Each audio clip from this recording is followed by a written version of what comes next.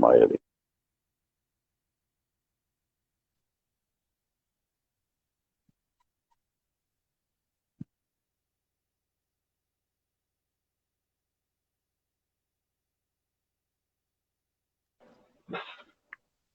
Olá, boa noite. Boa noite. Tá me ouvindo? Tá boa a conexão aí, tranquilo? Tá ótimo, tá me ouvindo bem? Perfeito, tranquilo. Estamos a exatamente 7h01. Vamos começar então? Vamos lá. Bom, boa noite a todos. Doutor Gustavo Canhel, professor de Direito Civil, muito obrigado por estar aqui conosco para discutirmos um assunto tão importante e cada vez mais relevante do Brasil, que é a questão da união estável, motivo muitas vezes de conflitos em todo o país. Então, só para nós ilustrarmos aí o nosso debate, nós vamos mostrar alguns números. Nós tivemos, com a pandemia, entre outras situações surpreendentes, uma explosão dos casos de divórcio no Brasil. Eles aumentaram muito em relação a 2007, que foi o índice mais alto. Nós tivemos, por exemplo, 7 mil casos de divórcio no Brasil, nos cartórios. Esse aumento foi em torno de 18%. Não nos cabe agora, neste momento, nos debruçarmos sobre as questões que levaram esses casais a essa opção pela separação. Mas a verdade é que esses divórcios acabaram, em muitos casos, criando situações que a revelia da lei hoje trazem complicações para essas pessoas. Isso se trata, sobretudo, da discussão aí sobre união estável, que é o nosso tema, com o devido conceito de que para muita gente é surpreendente, o namoro qualificado. Então eu gostaria, doutor Gustavo, no decorrer dessa nossa live, que nós fôssemos aos poucos explicando e destrinchando principalmente a questão técnica para que as pessoas que hoje vivem situações como esta podem entender o que está acontecendo, podem finalmente enxergar uma luz do fim do túnel para essa situação que às vezes é complicada, mas que com uma ação preventiva, com uma ação de compreensão, a gente consegue resolver. Então, eu queria brevemente fazer um histórico aqui e também ter a sua concordância ou a sua discordância se alguma informação dessas não for tecnicamente correta. Então, a Constituição de 1988 trouxe para o Brasil esse reconhecimento da união estável, coisa que nós não tínhamos até então. E ao longo disso, depois, nós tivemos duas leis que passaram a regulamentar melhor a situação. Foram as leis a 8.971/94 e depois a lei 9.278/96. Essa primeira lei, a 8.971, como toda mudança que ocorre no Brasil, ela gerou uma polêmica e houve um jurista, inclusive, que teria chamado essa lei de lei piranha. Então, isso é para dar, né, um cenário do quanto se tratou esse tema com certo preconceito, e depois esse mesmo jurista, quando a lei 9.278 surgiu, ele a classificou como a lei da orgia, embora ela trouxesse o reconhecimento da necessidade de alimentos, enfim. Eu gostaria de saber, principalmente, um detalhe para nós começarmos a nossa discussão. Doutor, o que é uma união estável? Como ela se caracteriza dentro dos preceitos legais? E o que é um namoro qualificado? Vamos lá, João. Primeiro, eu queria agradecer o convite. É um prazer estar aqui. Falar desse tema, que é um tema tão atual, né? Que a gente tem aí que esclarecer exatamente para que as pessoas que estão nos vendo, nos ouvindo, consigam saber qual tipo de relacionamento elas têm e se isso gera ou não gera efeitos jurídicos, especificamente os patrimoniais, né? Que são os mais relevantes aí, ou os que geram mais discussão. Dentro desse histórico que você fez, João, que é perfeito em termos de legislação, realmente foi a Constituição de 88 que trouxe a palavra, que cunhou a expressão união estável, que só veio aparecer efetivamente no Código Civil de 2002, depois da maneira que a gente tem hoje, né? Mandar um abraço aí pro meu amigo Arthur, que já está de novo me chamando de corintiano aqui, me ofendendo, grande Arthur. Não perdeu a oportunidade. Tabelião, no estado de São Paulo e coordenador aí do blog do DG, um dos maiores referências de direito notarial e registral nas redes sociais aí do nosso país. Obrigado, Arthur, pela presença. Nós tínhamos, então, João, antes da Constituição de 88, nós usávamos, ou era comum se usar uma expressão que era concubinato, para fazer referência, em algumas hipóteses, ao que hoje a gente chama de união estável. Na verdade, a doutrina até lá dizia o seguinte: existiam dois tipos de concubinato, o lícito e o ilícito. O concubinato ilícito era aquele adulterino ou espúrio, que o indivíduo já casado, ou durante um casamento, tinha um outro relacionamento fora do casamento, ou se relacionava com alguém que era seu parente próximo e que com ele não poderia contrair casamento. E o concubinato puro ou lícito é o que a gente chama hoje de união estável. A Constituição veio e disse, olha, a expressão correta tem que ser usada é união estável, porque concubinato sempre teve um uso pejorativo, né? E aí, então, se fez essa modificação na sua nomenclatura. E o Código de 2002 deixou bastante claro, no artigo 1723, os requisitos da união estável, e mais do que isso, no artigo 1727, deixou claro que não é a união estável que antes a gente chamava de concubinato impuro ou ilícito. Então, hoje, sempre que a gente usar a palavra concubinato, tecnicamente, a gente está se referindo a situações ilegais. E quando a gente quer se referir a situações que são legais, a gente deve usar a expressão união estável. Que é o que, então, de acordo com o Código Civil?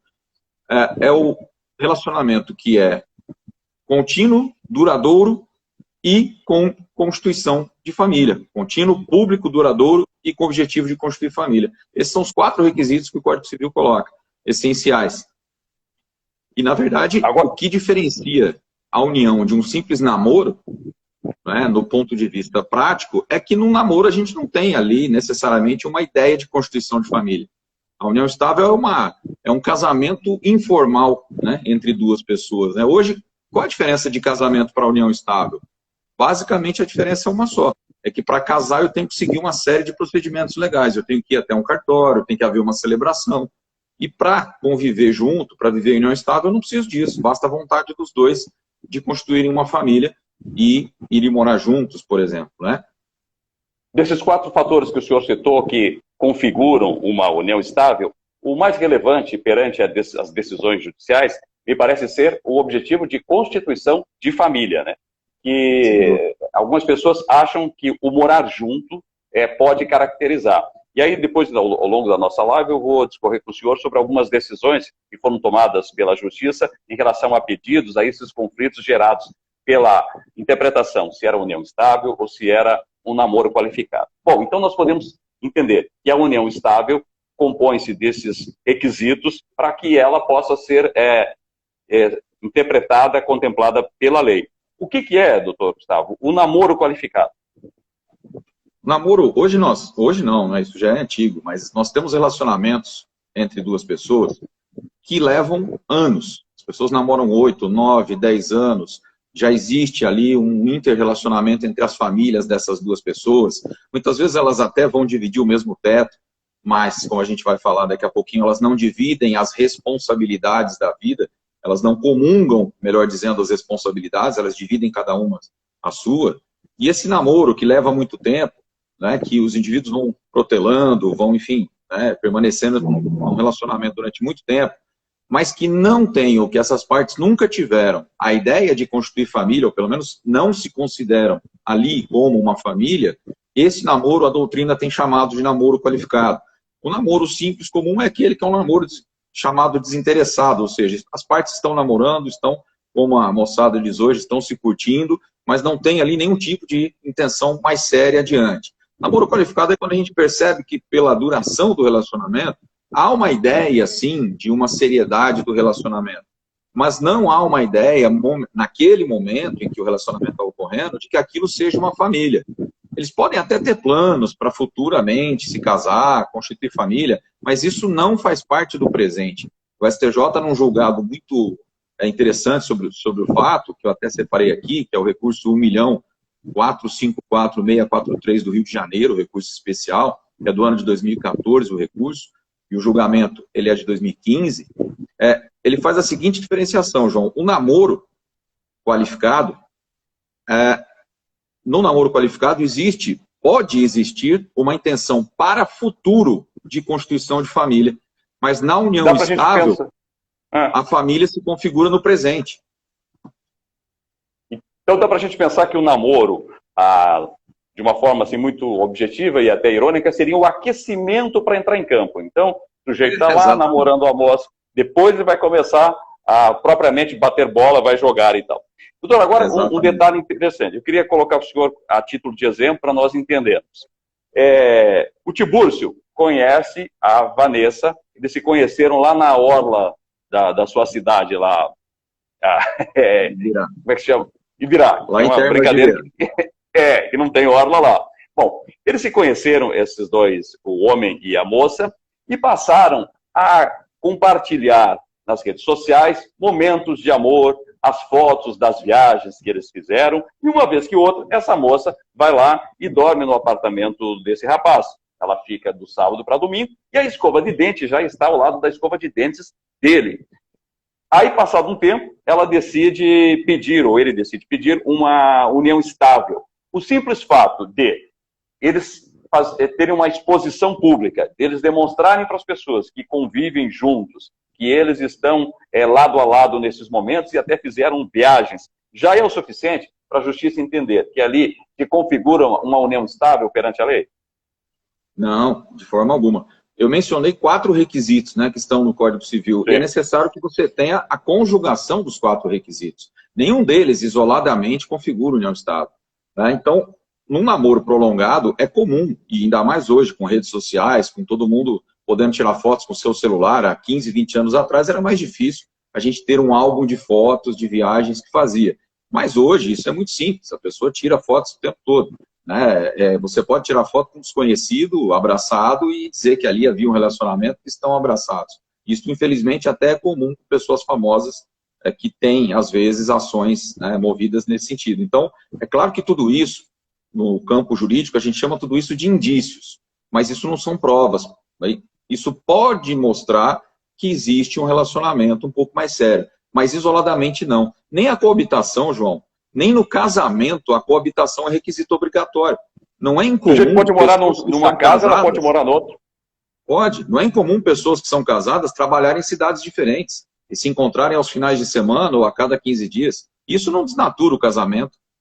Obviamente também não vai desnaturar uma união estável, né, pelo fato de morarem em locais diferentes. O contrário também é verdade. Não é porque moram no mesmo local que necessariamente existe ali um relacionamento de união estável ou que aquilo ali está, né, progredindo para um casamento. Podem ser 2 pessoas que estão dividindo um apartamento, como 2 amigos, cada um paga metade do aluguel, cada um paga metade da conta de luz, cada um paga metade da conta de água. Eu ia lhe perguntar isso, essa mistura de dívidas. Então, o casal, morando juntos ou não, eles acabam tendo uma conta em comum. E ali os dois mexem naquela conta. Eles usam o cartão de débito, eles trocam os cartões, ela passa o cartão dela para mim, eu passo o meu cartão para ela, e essas contas vão se misturando. Essas contas vão dando sinal de que o casal tem ali uma comunhão muito grande. Então eu lhe pergunto, sim, isso já seria também muito substancial para se caracterizar a união estável? Sem dúvida. Isso já começa a ser um indício muito mais forte de que há ali um relacionamento um pouco mais sério do que um simples namoro. Por quê? Porque não é comum 2 namorados terem conta conjunta. Não é comum 2 namorados pagarem tudo um para o outro sem haver, eventualmente, ressarcimento disso. Então, é claro que pode sim, isso pode sim ser uma prova, já um indício quase chegando aí num grau de prova, a demonstrar a existência de uma união estável. Mas, de novo, isoladamente não quer dizer absolutamente nada. Eu posso, por exemplo, demonstrar, eu me lembro quando advogava ainda aí em Ribeirão Preto, num processo que eu atuei, que a gente conseguiu comprovar que aquilo ali não era um relacionamento de união estável. A única coisa que a parte que estava tentando esse reconhecimento juntou no processo foram provas de que um depositava dinheiro na conta do outro, com isso dizendo que era economicamente dependente do outro. Ser economicamente dependente, ainda que isso fosse verdade, não significa união estável. Você pode ter um sobrinho seu, né, cujos pais já são falecidos, que você mantém economicamente, uma sobrinha, uma pessoa a quem você tem um certo carinho. Isso não quer dizer que você tem um relacionamento amoroso com essa pessoa, apenas porque você a ajuda na manutenção financeira. Então são coisas distintas, mas é claro que quando eu começo a somar as peças do quebra-cabeça, e quanto mais peças eu tiver, provavelmente a gente vai estar diante de um relacionamento mais sério do que um simples namoro.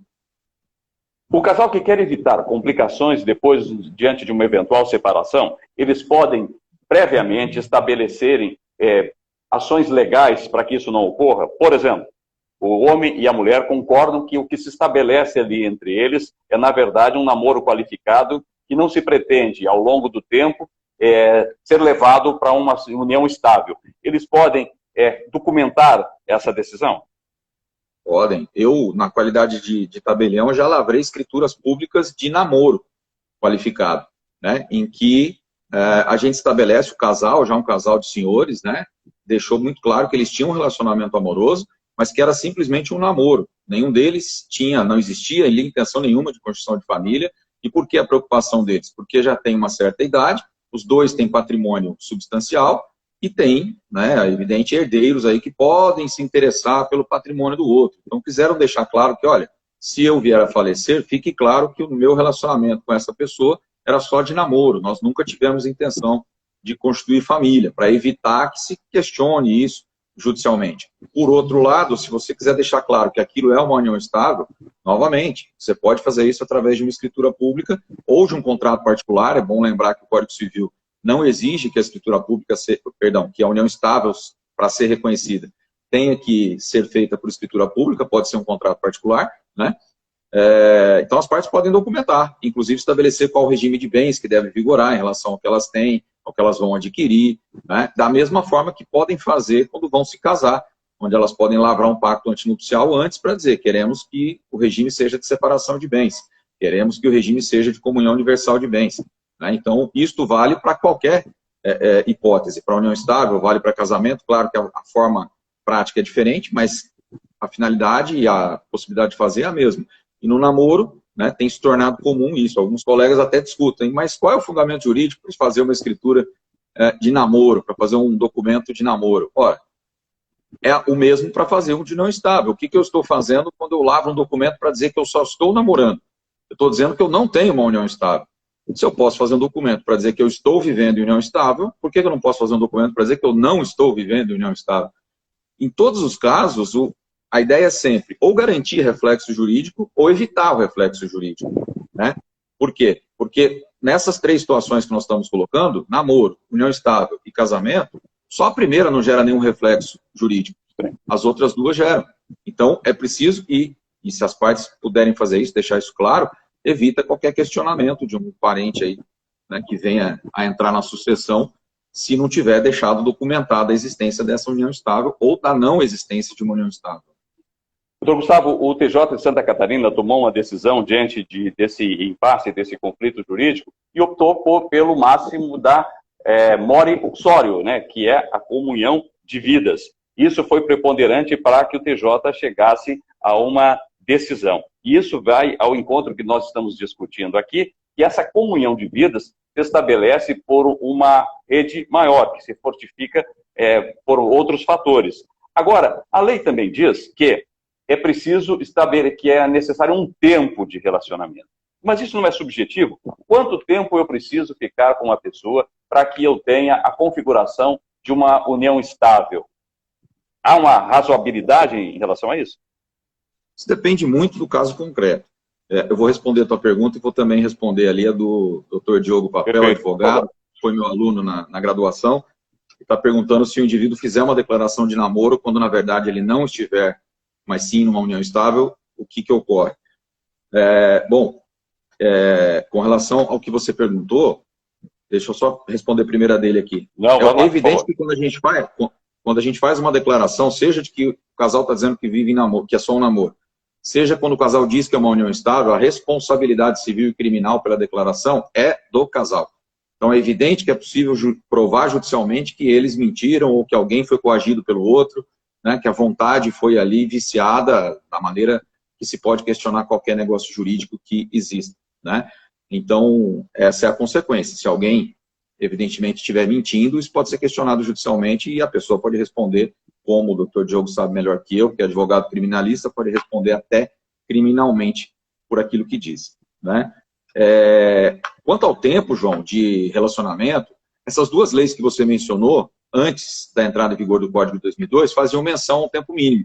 No entanto, o Código Civil de 2002 não fez menção a tempo mínimo dentre os requisitos para a configuração de união estável, o que fez com que tanto doutrina como jurisprudência, a partir da entrada em vigor desse Código, passassem a entender que não há tempo mínimo para configurar a união estável. Isso depende muito do caso concreto. Houve uma decisão, questão de 2, 3 anos atrás aí, aqui do TJ de São Paulo, em que o relacionamento efetivamente durou cerca de 6 meses apenas, e ainda assim se reconheceu união estável, porque o indivíduo acabou falecendo porque estava numa fase terminal, né, de câncer, no caso concreto, e nesse meio período eles chegaram até a habilitar um casamento, né, na tentativa de que ele conseguisse se casar antes de falecer. Ele chegou a colocá-la como dependente em plano de saúde, enfim.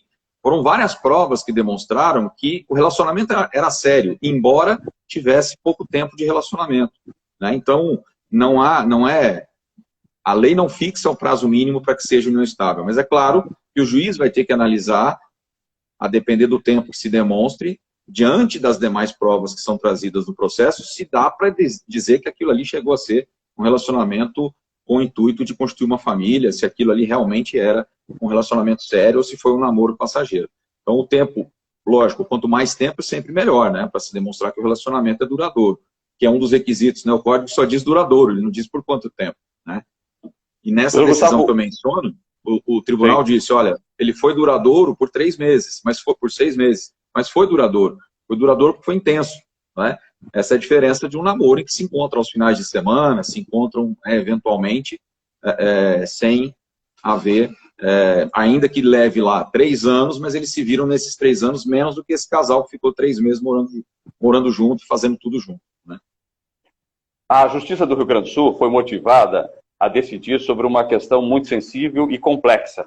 O sujeito tinha uma família constituída legalmente e vivia com uma outra mulher. Quando ele morreu, a segunda mulher, que não era a esposa dele, pediu parte da aposentadoria que ficaria para essa primeira mulher com a qual ele era casado. O juiz, então, reuniu as duas mulheres e perguntou para a primeira, a que era casada com ele: a senhora tinha conhecimento de que ele tinha um relacionamento com essa mulher? Ela falou, sim. Perguntou, então, para a outra mulher: a senhora tinha conhecimento que ele era casado e vivia com essa outra mulher? Sim. Aí a justiça decidiu que as duas dividiriam a aposentadoria.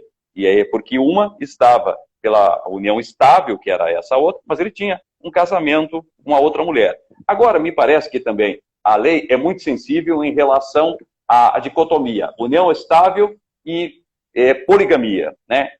Se houver uma relação que não seja monogâmica, isso também já é motivo para desestabilizar uma decisão judicial sobre o ser ou não união estável? Sim, inclusive, tivemos uma pergunta agora há pouco aí, salvo engano, acabou passando aqui, mas deixa eu ver aqui. Vamos lá. O Luiz, acho que é o Luiz, ele pergunta justamente a questão da monogamia.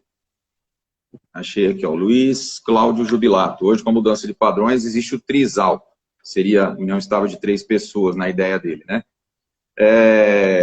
Na verdade, inclusive nesse ponto que você toca, João, o Supremo julgou no finalzinho, né, agora, de 2020, comecinho de 2021, o Supremo acabou fixando entendimento, no meu ponto de vista bastante correto, justamente em sentido contrário a esse que você mencionou do Tribunal de Justiça do Rio Grande do Sul, e que não era o único, né? Os tribunais regionais federais, basicamente, que julgam causas relacionadas a aposentadorias do INSS, vinham permitindo divisão de pensões entre 2 mulheres, por exemplo, né? Ao demonstrar que havia relacionamentos que ou elas sabiam uma da outra ou não sabiam. O primeiro caso que eu me recordo disso acontecer era de um indivíduo aqui do estado de São Paulo, que tinha uma família em São Paulo e outra na Bahia, ele era motorista de caminhão.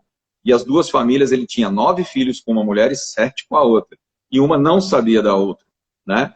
Mas ele tinha, nos 2 locais, publicamente, era reconhecido como o marido daquela. E ele falece no acidente de caminhão no estado da Bahia.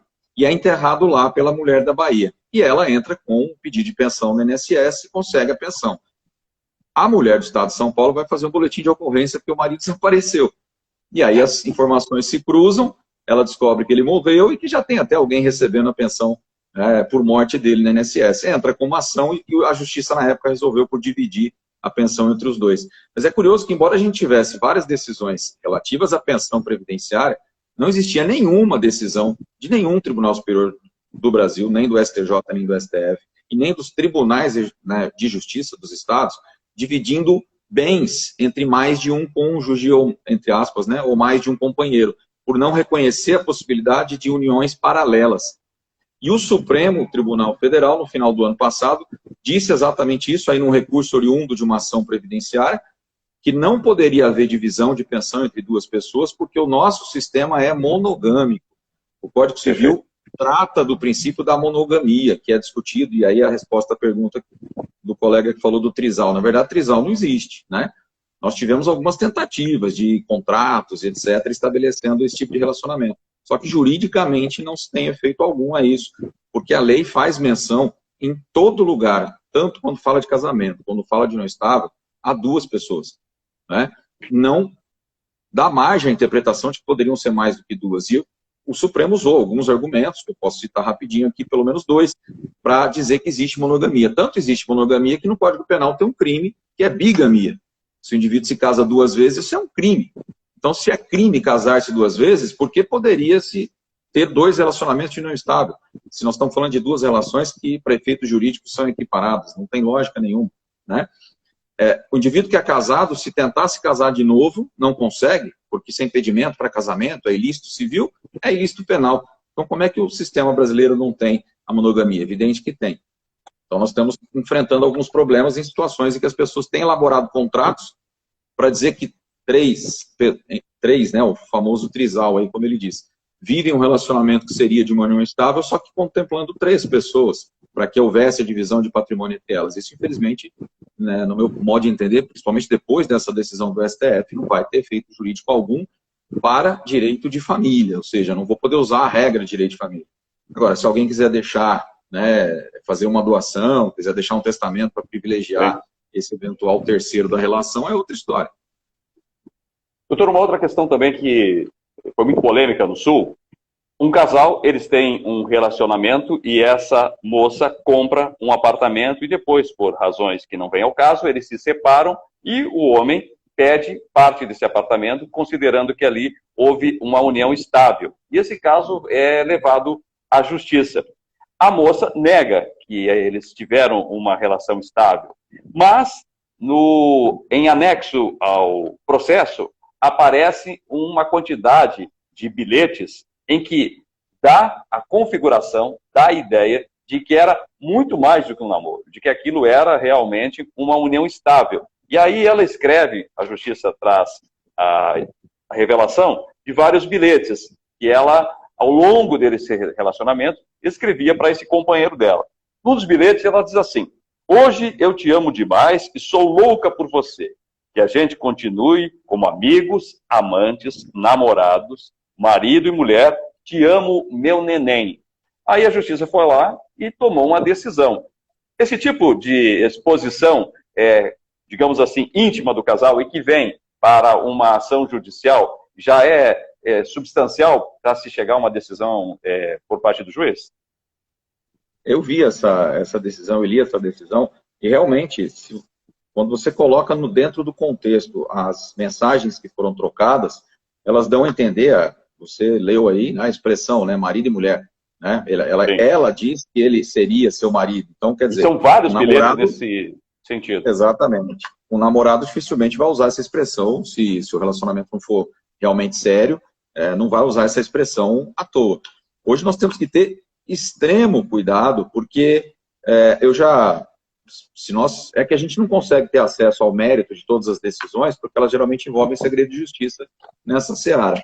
Mas são muitas das decisões que já se utilizaram de mensagens trocadas por WhatsApp, de, por exemplo, você mudar o seu relacionamento lá no Facebook ou numa rede social, colocando que está num relacionamento sério com fulano de tal. O que é um relacionamento sério? É um namoro? É uma união estável? Quando, né, a própria rede social não traz essa diferença, hoje é muito fácil, né, as pessoas fazerem essa mudança. Num dia está num relacionamento sério com uma pessoa, no outro dia está num relacionamento sério com outra. Isso pode sim trazer problemas, né? As pessoas têm que tomar muito cuidado com aquilo que elas escrevem, com aquilo que elas, né, encaminham. Antigamente era mais difícil, porque eram cartas escritas, né? Não era, a facilidade não era como hoje, que a gente tem aí, né, WhatsApp, Telegram, e-mails, enfim, que podem ser guardados sem nenhum tipo de prejuízo, né, ao conteúdo desses documentos. E mais do que isso, eu já fiz aqui, João, como tabelião, ata notarial para descrever mensagem de celular, para que a pessoa, né, para que a pessoa contra quem seria movida essa ação não pudesse alegar que aquilo foi adulterado. Então, a gente escreve ali que a pessoa trouxe o celular, descreve o celular, número de série, a mensagem estava vindo do número de telefone tal, né, e aí você descreve o conteúdo dessa mensagem. Isso vale como prova em juízo, né? Então, fico alerta aí para que as pessoas tenham muito cuidado naquilo que escrevem, porque isso pode ser usado contra você depois, e em várias searas, inclusive no direito criminal, né? Ofensas que podem ser proferidas aí numa mensagem, numa rede social, podem configurar crime também.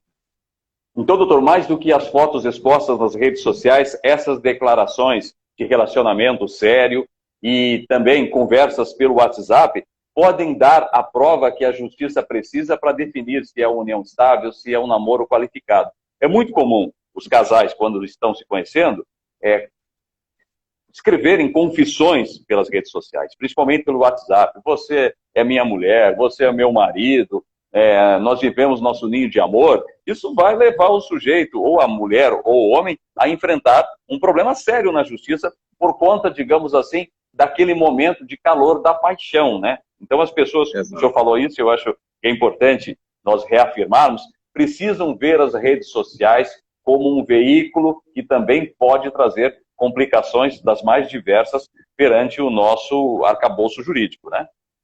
Exatamente, exatamente. Tem que tomar muito cuidado com aquilo que diz, com aquilo que escreve, tanto para elogiar alguém como para criticar, né? Porque dentro aí do campo do direito de família, cada vez mais se tem utilizado essas trocas de mensagens, ações, por exemplo, aí de pais brigando pela guarda dos filhos e discutindo horário de visitação, utilizando as mensagens que eles trocam para demonstrar, né, inimizade entre um e outro, para demonstrar a maneira como eles estão sendo, como um está tratando o outro, né? Então essas coisas a gente tem que orientar sempre as partes a tomarem extremo cuidado, digo isso muito aos advogados, né, de orientarem bem os seus clientes, porque muitas vezes essas brigas, elas acabam, quando envolvem uma criança, principalmente um menor de idade, a briga entre o casal acaba causando prejuízo para a criança, né? E essa não pode ser nunca a intenção. Os dois, por mais que não queiram se falar, tem que entender que se eles têm um filho comum, por exemplo, esse filho comum vai ser filho deles a vida toda, né? E, às vezes, uma mensagem mal feita na internet, que esse filho pode ler, pode ter acesso daqui a alguns anos, pode gerar um problema muito grande na justiça e dentro da própria família. Então, é sempre recomendável que as pessoas pensem muitas vezes antes de escrever essas mensagens e trocas de juras de amor, aquela expressão que colocam lá, o meu namorido. Esse namorido é a expressão para configurar um namoro qualificado que já está virando união estável, para falar que, né, é um casamento, mas não é porque eu não casei. E o que é isso? É uma união estável, né? Esse é um grande problema. Então, as pessoas têm que pensar bem antes de escrever mesmo nas redes sociais. Doutor, e como seria o regime? Seria, no caso, uma união estável, poderia ser uma comunhão parcial de bens? Isso seria o mais provável? De acordo com o Código Civil, segue-se o mesmo raciocínio do casamento. Na ausência de previsão em contrato entre as partes, vai vigorar o regime da comunhão parcial. Elas podem, como eu disse antes, fazer um contrato particular ou fazer uma escritura pública para escolher qualquer um dos outros regimes. Só que aqui, João, há a mesma limitação que se põe para o casamento, o STJ entende que também existe para a união estável. Ou seja, para casamento, o Código Civil estabelece que pessoas acima de 70 anos de idade não podem escolher o regime de bens. Elas têm que se casar em regime de separação obrigatória. A mesma coisa vale para uma união estável. Uma união estável iniciada por alguém que tenha 70 ou mais anos, obrigatoriamente vigorará nela também a separação obrigatória. Esse é o entendimento que está prevalecendo no STJ, equiparando as regras aí entre os dois. Por isso que é sempre importante documentar, né, essa união estável, quando ela existe, num contrato particular ou numa escritura pública, para dizer especificamente qual regime de bens que se quer adotar. Né? Eu já fiz aqui mais de uma vez, uma orientação que a gente passa até quando as pessoas querem se casar. É muito comum, por exemplo, o terreno está em nome de um dos dois apenas, mas eles estão construindo a casa em que eles vão morar, depois da casa construída. Antes de casar, eles podem fazer um pacto antinupcial dizendo, olha, vamos nos casar em comunhão parcial de bens, só que esse terreno aqui, depois do casamento, vai passar a ser dos dois, para que essa casa passe a ser dos dois. O mesmo eu posso fazer numa união estável. A casa está só no meu nome, mas eu posso fazer um documento para dizer que, a partir do momento que eu comecei a me relacionar com aquela pessoa, eu quero que essa casa passe a ser dela, né? De maneira que ela passe a ser proprietária também, sem que você tenha que vender para ela. Né? É um documento que te dá o direito de fazer isso também. Né?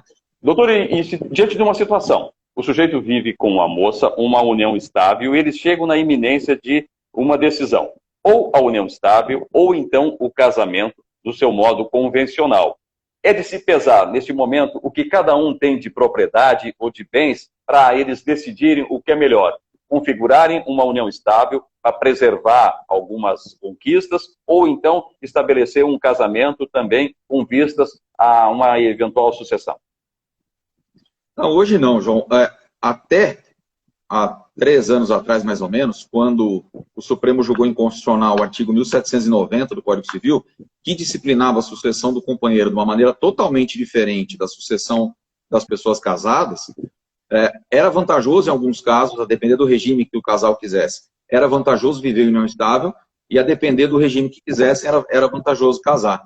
Mas a partir do momento que o Supremo, de maneira acertada, a meu ver, declarou esse artigo inconstitucional para dizer a sucessão, tanto num casamento como numa união estável, tem que ocorrer da mesma forma, porque são institutos equiparáveis, hoje, seja casamento, seja união estável, as regras para divisão de bens, tanto durante como depois do relacionamento, elas são absolutamente iguais, né? Para a dissolução da união ou no divórcio do casamento, na sucessão, né, se aplicam exatamente as mesmas regras. Então, não existe vantagem. A vantagem do casamento, sempre digo isso, eu não preciso provar. O casamento se prova pela certidão. Ninguém vai questionar que eu era casado com aquela pessoa depois que ela morre. A união estável pode ser questionada. Eu, para ser herdeiro, vou primeiro precisar provar que eu era companheiro. Eu tenho que entrar com 2 ações. A primeira, o reconhecimento da união estável. Sendo reconhecido como companheiro, aí eu vou entrar no inventário. Se eu sou casado, não. Eu já entro no inventário de imediato. Né? Já a prova do casamento é a certidão. Doutor, no caso, por exemplo, do divórcio, que deu base aí para a nossa discussão inicial. Quando é possível fazer o divórcio do cartório? É dentro daqueles critérios, não ter filhos menores, não ter conflitos, enfim, não ser litigioso. Em que momento a pessoa pode fazer diretamente no cartório, que foi o que nós assistimos muito aí em relação à pandemia? Sem dúvida, aumentou bastante a procura do início da pandemia para cá, né, em relação a isso. As pessoas podem procurar o cartório para fazer um divórcio, cartório de notas, né, vamos deixar claro, um tabelião de notas, e qualquer um, não existe competência territorial, então mesmo as pessoas residindo, por exemplo, aí em Ribeirão Preto, se elas quiserem fazer um divórcio aqui no meu cartório, elas podem fazer, em qualquer cartório do Brasil elas podem fazer, estando os bens que eventualmente vão ser partilhados em qualquer lugar, não existe essa limitação, mas elas só podem fazer se tivermos alguns requisitos. Primeiro, como você disse, se for consensual, né? Porque a gente resolve no cartório tudo aquilo que há consenso entre todas as partes. Se houver litígio, deve procurar o Poder Judiciário, porque ali eu tenho um terceiro imparcial, que é o juiz, que pode impor uma decisão quando não houver consenso entre as partes. No cartório, não. As partes vão estar representadas por um advogado, pode ser apenas um advogado representando os dois do casal, né? Porque eles estão em consenso, não existe conflito de interesse, e esse advogado já vai trazer, obviamente, a ideia desse casal a respeito do casamento, enfim, da maneira como vão fazer o divórcio, como querem partilhar os bens. Então, eles têm que estar em consenso, representados por advogado, não podem ter filhos menores e não pode estar a mulher grávida. Ela tem que declarar que não está grávida dele no momento que está sendo feito o divórcio. Basicamente é isso. Podem ter bens ou não há diferença alguma. O mais importante é que não tenham filhos menores e que não esteja a mulher grávida no momento em que é feita a escritura em cartório. A depender do caso, essa semana, ontem, aqui, fizemos um divórcio que durou 20 minutos para fazer. O casal não tinha bens, não tem filhos menores, chegou acompanhado do advogado e em 20 minutos já estavam divorciados. E qual é o custo disso? É com base nos bens ou é um custo já fixado a partir de uma tabela padrão? Se não tiver bens, é um valor fixo. Se tiver bens, depende dos bens que vão ser partilhados.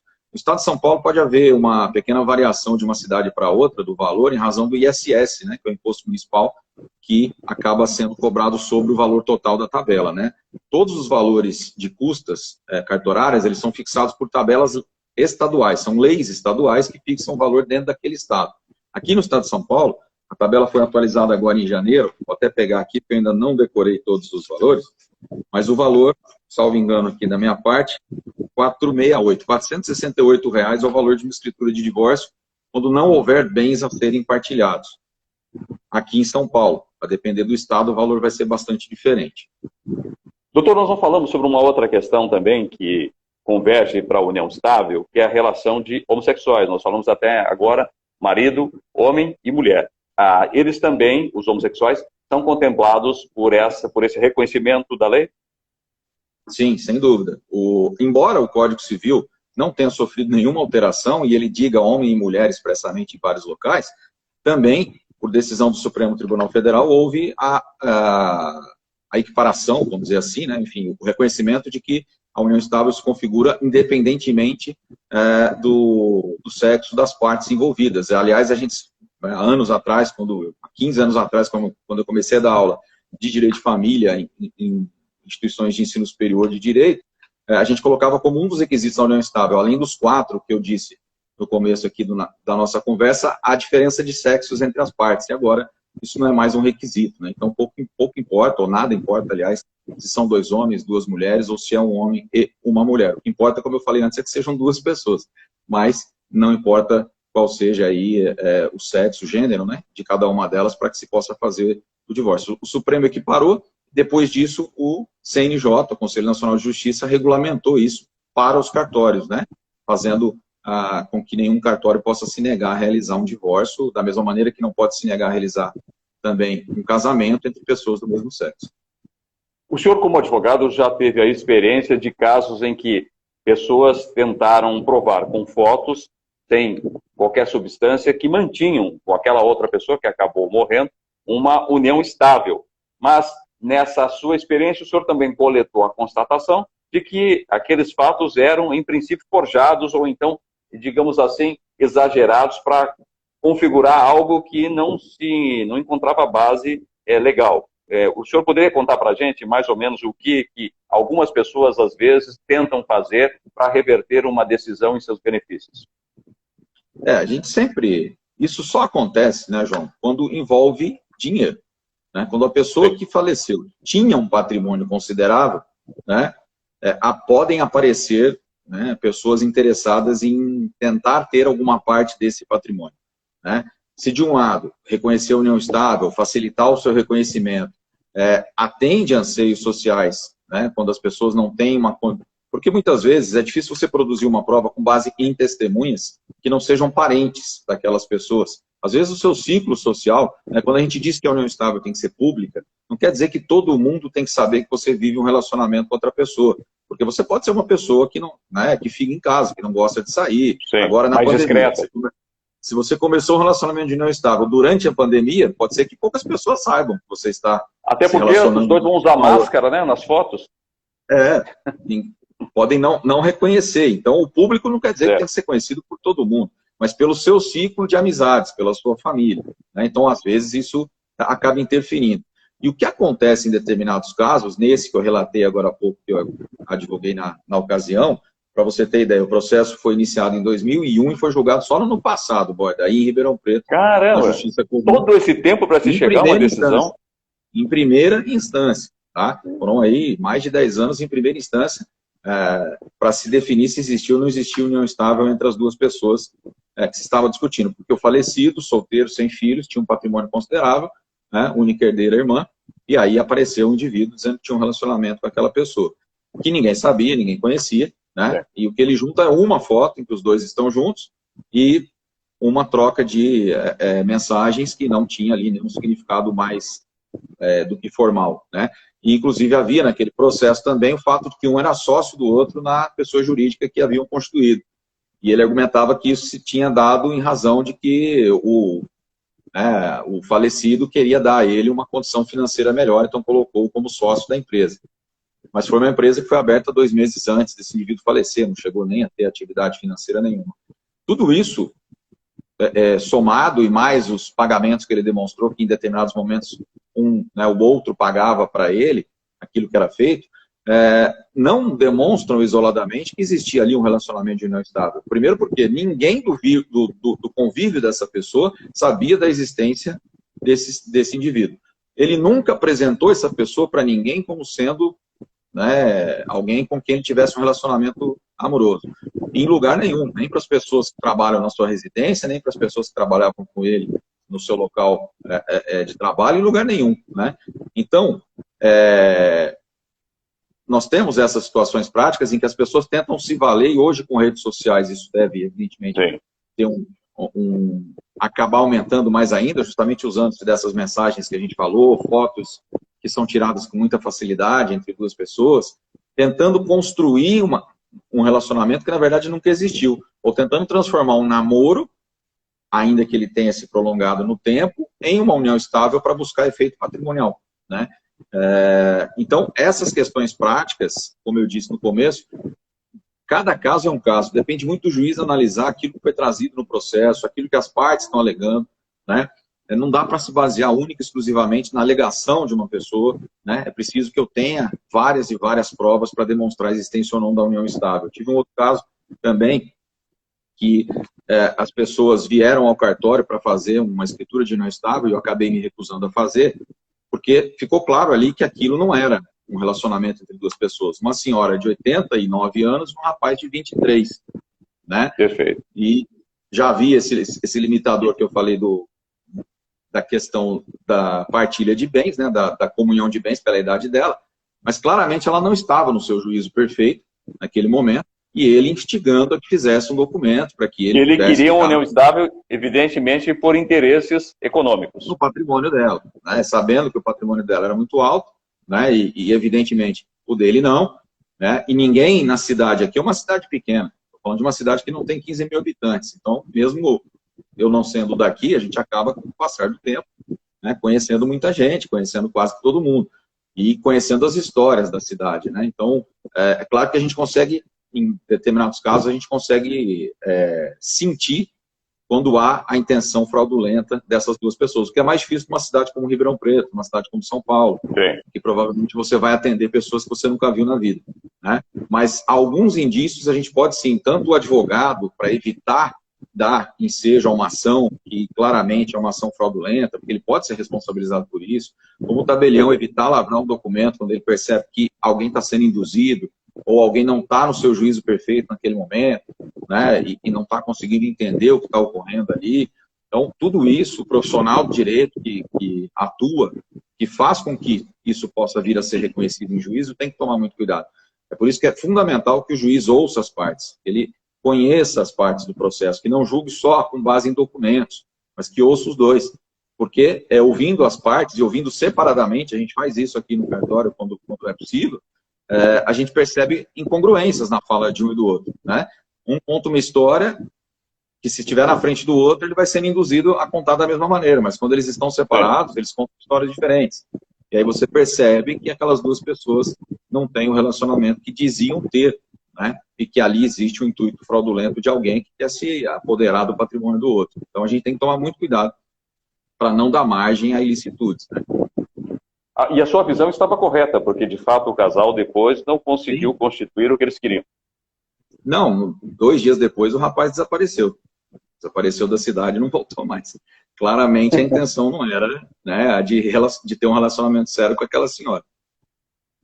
Eu estou considerando que o brasileiro, de um certo modo, não se preocupa muito com o futuro, normalmente não tem no seu tempo um planejamento das coisas, e aí, claro, a gente vai perceber depois que vão chegar nos tribunais todos esses conflitos gerados ou por ignorância da lei, ou então pela falta de percepção de que é importante estabelecer os preceitos legais até para evitar dor de cabeça no futuro. O que o senhor dá como conselho para pessoas que vivem hoje uma união estável ou um namoro qualificado ou algo que elas nem sabem o que é exatamente? Ou elas vivem, às vezes a gente vê nas redes sociais, no Facebook, estou num relacionamento enrolado, estou num relacionamento complicado. Então, se a pessoa já enxerga nessa relação algo que é ainda instável, o que elas devem fazer? Basicamente 2 coisas. Porque a primeira, eu falei antes, se houver consenso entre o casal, e esse às vezes é o problema, lavrar uma escritura pública ou um contrato particular, deixando claro se aquilo é um namoro ou se aquilo é uma união estável. Porque de um lado eu vou atrair efeitos jurídicos e de outro lado eu vou excluir esses efeitos jurídicos. Mas o problema aí é que tem que haver consenso entre os dois. Não dá para fazer uma declaração de uma pessoa só dizendo que vive com outra. Preciso que as duas digam isso voluntariamente. Então, no caso contrário, quando eu não tenho a voluntariedade do meu companheiro, da minha companheira, o ideal é que a pessoa, é claro que é complicado a gente falar isso, parece que as pessoas dizem, mas eu vou ficar me preparando para prejudicar o outro. Não, não é isso, mas você precisa documentar a sua vida. Então, aquilo, por exemplo, olha, ela depositou dinheiro na minha conta para eu pagar uma conta e depois eu depositei na conta dela, documente. Né? Não crie contas conjuntas, crie contas separadas, separe as contas, se a intenção não é ter uma união estável, mesmo que coabitando, né? Separe as contas. Se tiver uma conta conjunta, faça uma planilha dividindo esses valores, demonstrando o que cada um contribuiu para pagar o quê, para mostrar que mesmo estando ali morando juntos, eles têm cada um a sua vida, cada um o seu trabalho, cada um as suas aquisições e as suas pretensões de vida que não são comuns. Porque o que configura o casamento e a união estável é uma comunhão total de vida, plena de vida.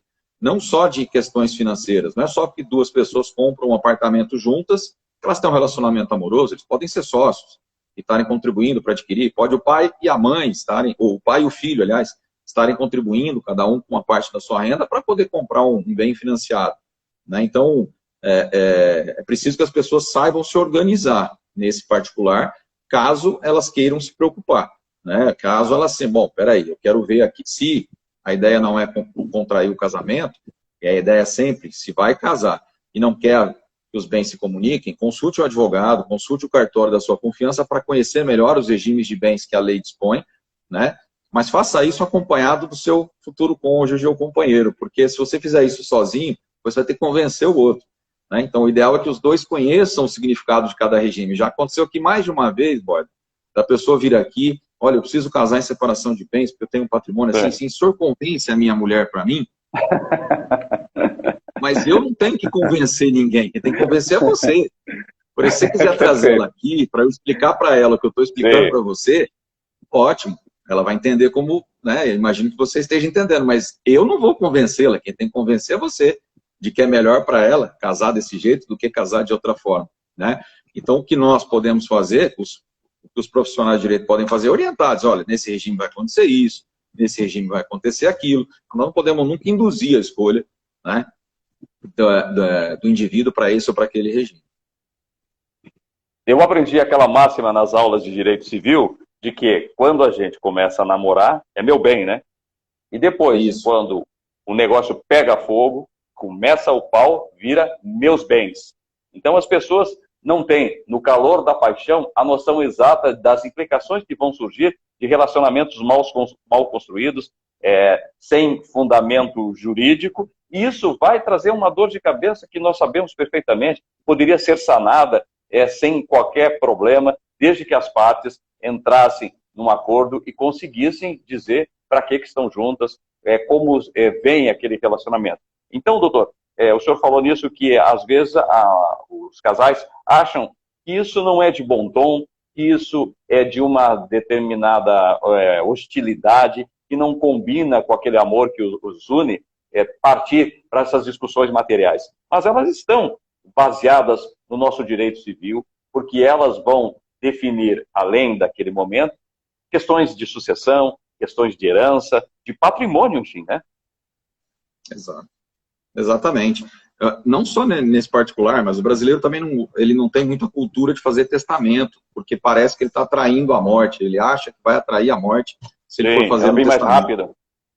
Exatamente. E, na verdade, não é esse o raciocínio. A mesma coisa no casamento, as pessoas têm a ideia de que se elas forem discutir previamente como dividiriam os bens, é como se elas estivessem prevendo que vão se divorciar, ou que o casamento não vai dar certo. Então não vamos discutir isso agora, deixa para ver isso depois. Não, a organização, né, o casal pensar, né, organizar a sua vida desde o começo, evita problemas futuros. Né? É como o advogado que nós, né, professores aí em faculdade de Direito, a gente tenta hoje preparar o profissional para ser um advogado muito mais preventivo do que repressivo, ou seja, ser muito mais um profissional que orienta para evitar erro do que o profissional que conserta erro, tendo que se socorrer do Poder Judiciário, ficando anos e anos esperando uma decisão judicial. Para as pessoas comuns, a orientação é sempre a mesma. Ah, mas eu não preciso gastar dinheiro agora com advogado, para que eu vou fazer um documento agora no cartório? Se você não fizer agora, o problema vai vir depois. Você vai, com certeza, pagar mais caro. Né? Daqui 10 anos ou 5 anos vai ficar mais caro do que é hoje. Então, muitas vezes, já se precaver, já fazer um documento dizendo qual é o tipo de relacionamento que se tem, como é que os bens vão ser divididos, já fazer um testamento para dizer, olha, quando eu vier a falecer, eu quero que meus bens fiquem divididos assim, né? Isso não é atrair, não é mau agouro, né? Não é atrair a coisa ruim para que ela aconteça. Muito pelo contrário, é você se organizar e garantir que problemas não vão acontecer no futuro. Né? Para isso que nós, profissionais do direito, existimos, para orientar as pessoas e a organizar, né, os acontecimentos aí da vida nos reflexos patrimoniais que a gente pode, obviamente, prever antes que eles ocorram. Doutor Gustavo, nosso tempo já está acabando, eu agradeço pela participação. Na verdade, o que nós tivemos aqui foi uma aula para compreendermos essa situação tão sensível e tão importante para muitos casais brasileiros que nos acompanharam nessa live. Muito obrigado, deixo uma boa noite para o senhor aí, felicidade. Eu que agradeço, obrigado pelo convite, estou sempre à disposição, Boy. Muito obrigado, grande abraço aí, um bom final de semana. Igualmente, tchau, tchau. Obrigado a todos. Até mais. E obrigado a todos.